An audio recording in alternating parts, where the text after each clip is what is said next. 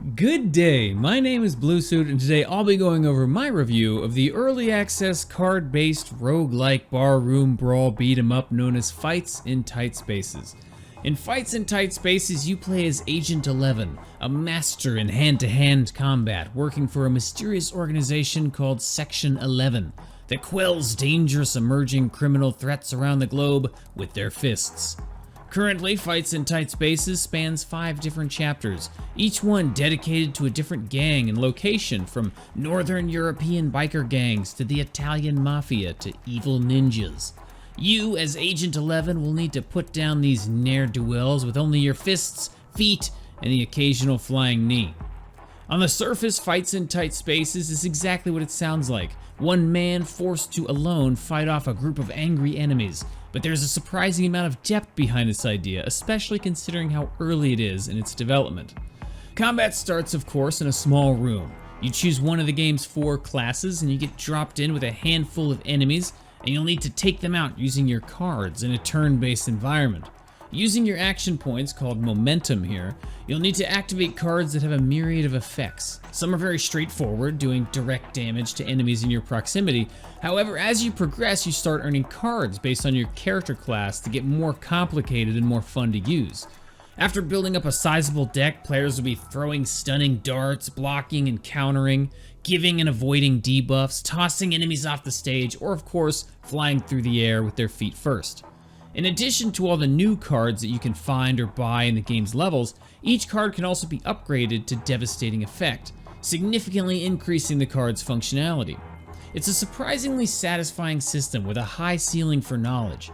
Advanced players will use the game's combo system to generate ludicrous amounts of damage and knock out several enemies in a single turn. And the enemies themselves are already quite varied. The developers have said that they will be adding more with player feedback, but right now you can expect to see a wide variety of ranged, melee, and supporting enemies that get increasingly difficult as you progress through the game.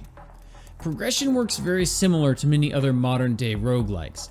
The overworld map is made up of several branching paths that can lead to fights, upgrades, health, bosses and mini-bosses, or just random, unpredictable events that put you in situations where you'll have to make crazy choices with unseen consequences and rewards.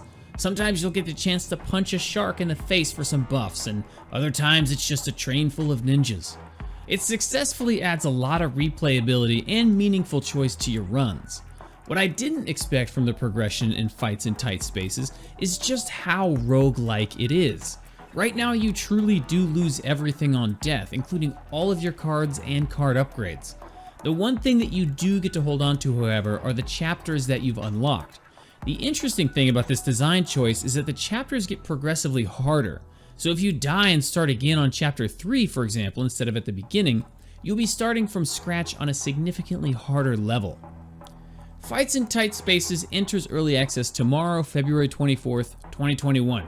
It's not one of those early access titles that's hobbling by on one leg. This is a great example of early access done right. The game itself is mostly complete, with not a bug to be found and fully implemented functionality throughout. The only serious bit left out is the daily play, a feature that allows players to compete against one another on leaderboards, as well as some additions such as more bosses, cards, and build balancing.